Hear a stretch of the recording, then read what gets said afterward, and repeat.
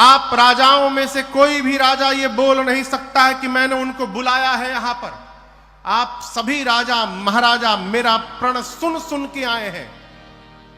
कौन नहीं आया है आप में? देवता आए हैं वेश बदल के, दानव आए हैं, नाग आए हैं, मनुष्य आए हैं, मुनि लोग आए हैं। क्या कह रहे थे? अभी तोड़ देंगे?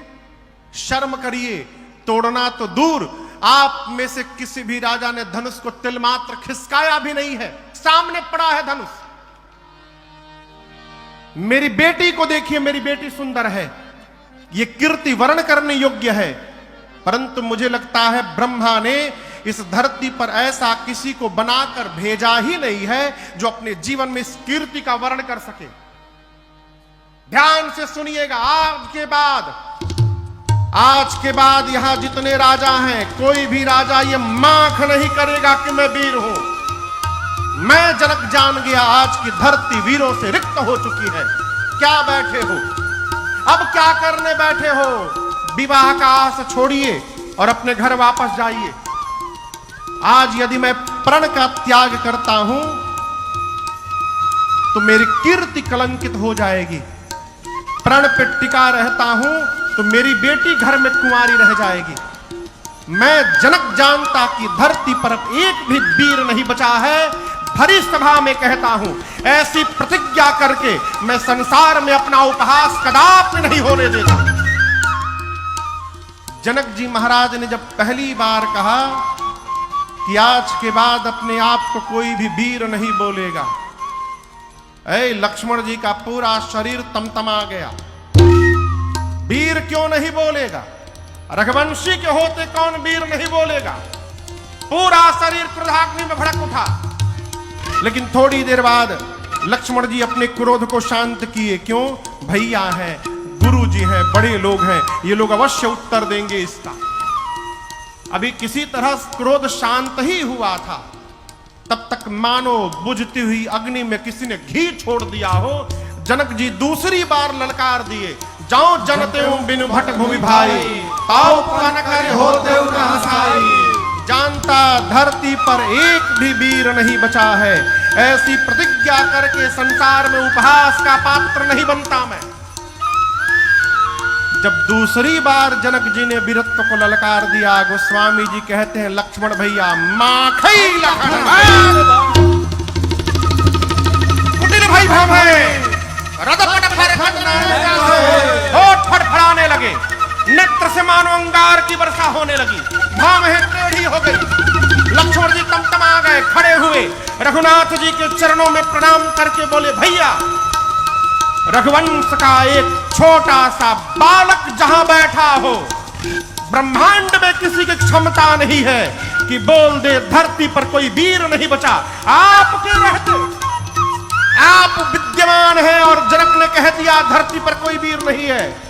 कहीं जनक जैसे अनुचित वाणी, कहीं जनक जैसे अनुचित वाणी, विद्यमान रघुकुल मणि जाने, विद्यमान रघुकुल मणि जाने। सुनहु भानुकुल पंकज भानु, सुनहु भानुकुल पंकज भानु। कहु सुभावन कछु अभिमानो, कहु सुभावन कछु अभिमानो। जाओ तुम्हारी अनुशासन पावो, जाओ तुम्हारी अनुशासन पावो। कंदु कैव ब्रह्मांड उठाओ, कंदु कैव ब्रह्मांड उठाओ। काचे घट जिमिदारो थोड़ी, काचे घट जिमिदारो थोड़ी। मैं सकौ मेरु मूलक जिन तोरे, सकौ मेरु मूलक जिन तोरे। तो प्रताप महिमा भगवाना, तो प्रताप महिमा भगवाना। को बापुरो पिनाक पुराना, को बापुरो पिनाक पुराना। नाथ जानिय से आयस हो, नाथ जानिय से आयस हो।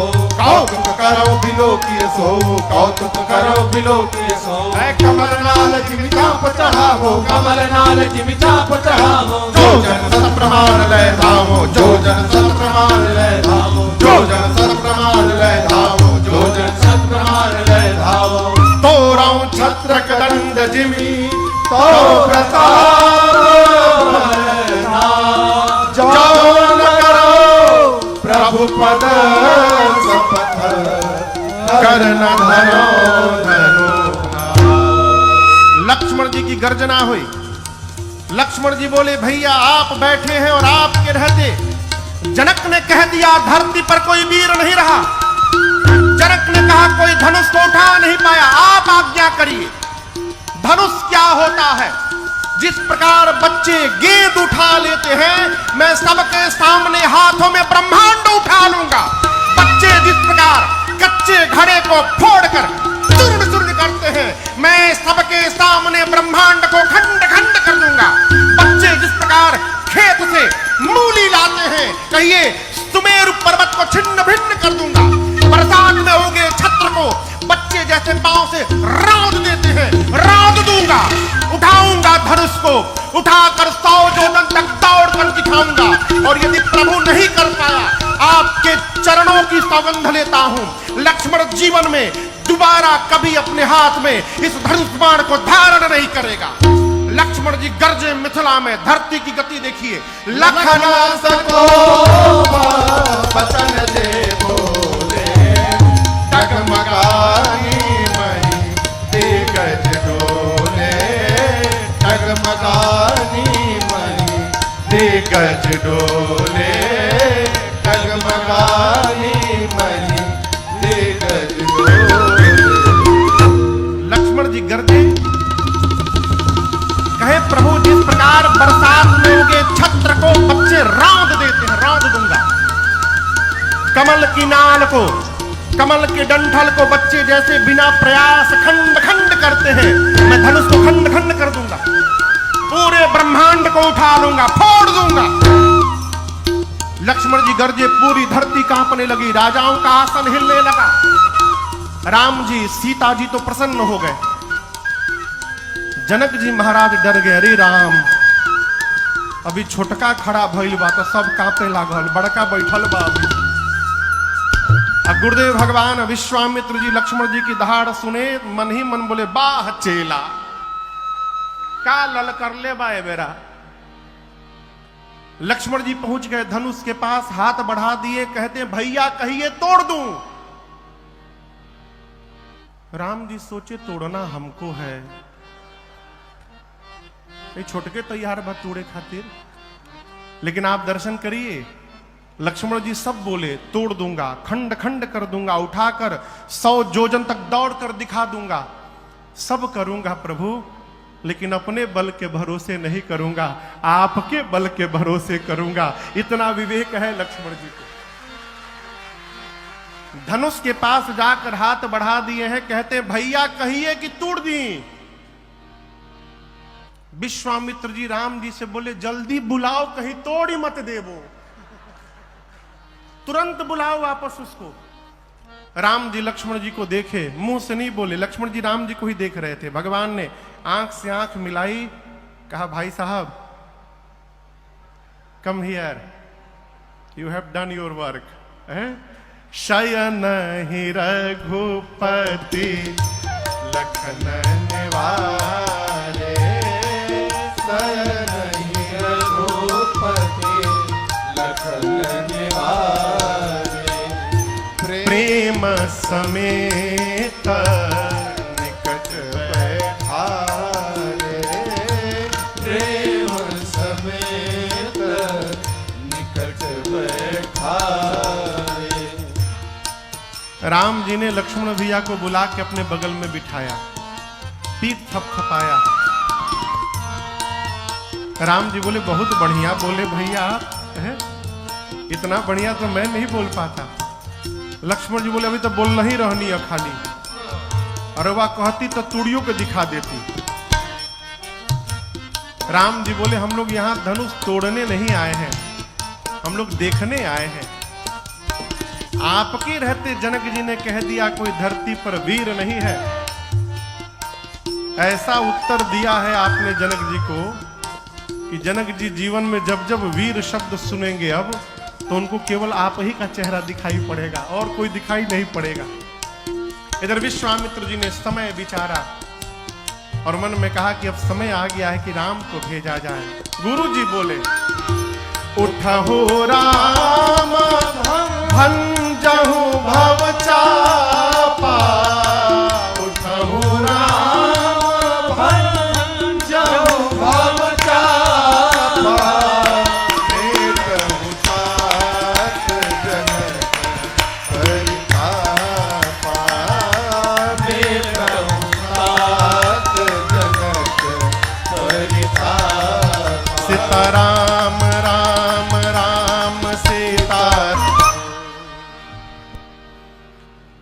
गुरुदेव भगवान विश्वामित्र जी ने राम जी को आदेश दिया, उठहु राम भंजहु भव चापा, मेटहु तात जनक परिताप। जैसे गुरु आज्ञा प्राप्त हुई, मेरे राम जी सहज खड़े भये और विश्वामित्र जी के चरणों में प्रणाम करके भगवान धनुष की ओर चल पड़े। और यहां दर्शन करिए, राम जी जैसे धनुष की ओर बढ़ना प्रारंभ किए, वहां मिथिला के जितने नर नारी सभा में बैठे थे, सारे मिथिलावासी उसी क्षण अपने समस्त पितरों से प्रार्थना करने लगे, हे समस्त हमारे पितृ, हम अपने जीवन का सारा सत्कर्म आपको सौंप रहे हैं। जितने सत्कर्म का पुण्य है आप सब ले लीजिए, बदले में केवल एक काम करिए। बच्चे जैसे कमल की नाल को तोड़ देते हैं, आप राम जी से धनुष तोड़वा दीजिए। इसके बाद हम जीवन में आपसे दोबारा कभी कुछ नहीं मांगेंगे। सीता जी की मां सुनैना मैया जब राम जी को धनुष की ओर बढ़ते देखी तो विह्वल हो गई। अपनी एक सखी को बुलाकर बोली, सखी क्या इस सभा में सब खेल देखने के लिए लोग बैठे हैं? सखी सब कौतुक देख निहारे, कोई भी इस बालक को रोकता क्यों नहीं है? ये जो कार्य करने जा रहा है ये बालकों का कार्य नहीं है। जिस धनुष को रावण और बाणासुर ने स्पर्श भी नहीं किया उसको ये बालक तोड़ेगा। अरे मान सरोवर में रहने वाला हंस अपने सिर पर मंदराचल उठाने जा रहा है, कोई मना क्यों नहीं करता इस बालक को? सखी ने कहा, महारानी जीवन में तेजवंत को छोटा न समझिएगा, तेजवंत लघु गणीय न रानी। सूर्य भगवान का छोटा सा गोला निकलता है, पृथ्वी के अंधकार को समाप्त कर देता है। कितने भी बड़े देवता क्यों न हो, एक छोटा सा मंत्र उस देवता को बस में कर लेता है। विशाल मदमस्त हाथी को एक छोटा सा अंकुश अपने बस में बना के रखता है। अगस्त ऋषि का जन्म मटके से हुआ था। घड़े से जन्म लेने वाले अगस्त ऋषि कहते हैं पूरा समुद्र पी करके बैठ गए। कामदेव तो पुष्प का बाण चलाते हैं और पूरे विश्व पर विजय प्राप्त कर लेते हैं। मेरी मानिए, आप जिनको छोटा कह रही हैं ना, आज वही सभा में बड़ा कार्य करके दिखाने वाले हैं। आप भरोसे में रहिए बस। इधर सीता मैया पार्वती जी से प्रार्थना करती हैं, मां आपने मुझे आशीर्वाद दिया है और ये धनुष आपके पति भगवान शंकर का है। धनुष को वही तोड़ेगा जिससे बाबा तुड़वाना चाहेंगे। आप उनकी अर्धांगिनी है, आप बाबा से कहिए ना कि मेरे नाथ के हाथों तुड़वा दे उस धनुष को। और किसी का बात बाबा माने चाहे ना माने, आप उनकी अर्धांगिनी है, आपकी बात अवश्य मानेंगे। आप कहिए ना।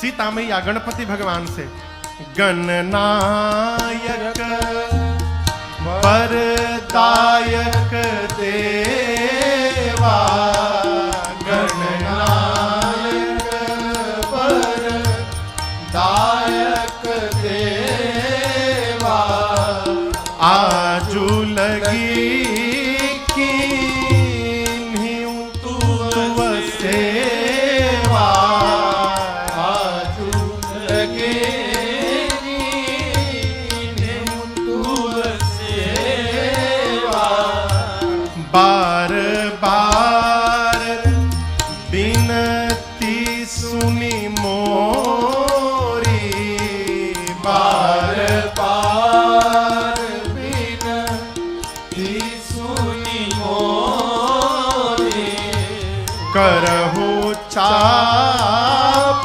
गरुता अति थोरी, करहु चाप गरुता अति थोरी।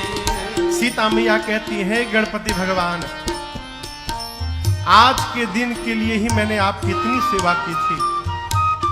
आप कितने भारी हैं, परंतु जब आप मूसक पर बैठते हैं तो हल्के हो जाते हैं। जैसे आप मूसक पर बैठते समय हल्के हो जाते हैं, आज इस धनुष को हल्का बना दीजिए। हैं? मां सभी देवताओं से प्रार्थना करते करते अंत में धनुष से प्रार्थना करती है, शिव जी के पिनाक से।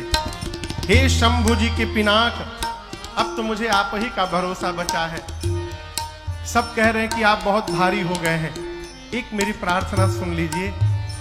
जैसे प्रभु आपके पास आ रहे हैं ना, आज आप में जितना भार है, अपना सारा भार यहां जितने मूर्ख राजा बैठे हैं इनके सर पे रख दीजिए।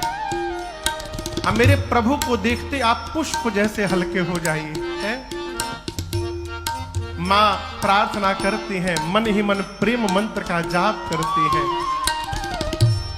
जेहि के जेहि पर सत्य स्नेह हो, जेहि के जेहि पर सत्य स्नेह हो, सोते ही मिलाए न कछु संदेह हो, सोते ही मिलाए न कछु संदेह हो, प्रभु तन चितई प्रेम तन ठाना, प्रभु तन चितई प्रेम तन ठाना, कृपा निधान राम सब जाना,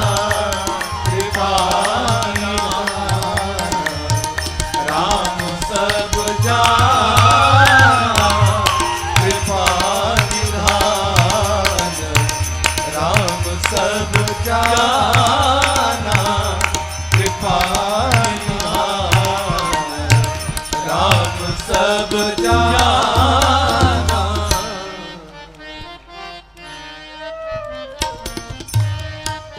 मां प्रेम मंत्र का जाप करती हैं। भगवान ने मां की व्याकुलता का दर्शन किया और उसके बाद राम जी अब धनुष को देखने लगे। लक्ष्मण जी बैठे गुरु जी के पास। लखन लखेऊ रघुवंश मणि ताकेऊ हर को दंड। लक्ष्मण जी देखे कि भैया धनुष को देखने लगे, अब यानी उठाने वाले हैं। गुरु जी के पास बैठे थे, लक्ष्मण जी खड़े भय और खड़े होकर दाहिने पांव से धरती को दबाने लगे।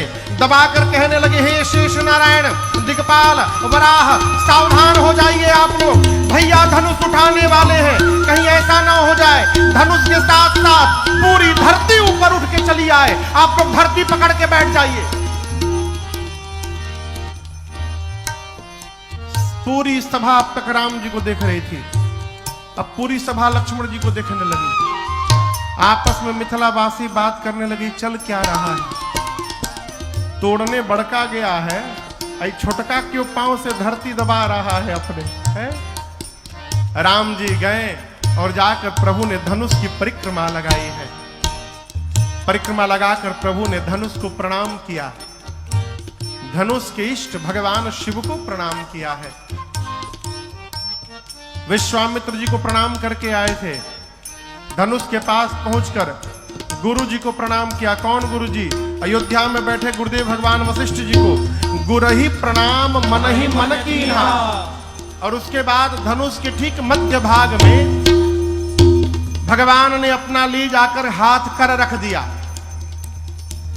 जैसे भगवान ने धनुष को लिया है, जैसे उठाया बिजली की चकाचौंध चमकी, और जितनी देर के लिए बिजली चमकती है उतनी देर में ही भगवान ने उठाया, झुकाया, प्रत्यंचा चढ़ाकर तोड़ दिया। ए जी दम के उदामिनी जिनि जबलयऊ पुनि न बधन मंडल सम भयऊ लेत चढ़ावत खेचत गाए काहू न लखा देख सब ठाए तेहि छन राम मा जनन तोर हरे भुवन धुनि घोर कठोर हरे भुवन धुनि घोर कठोर हरे भुवन धुनि घोर कठोर हरे भुवन घोर कठोर रव रवि मारि तनि मारग चले जिनका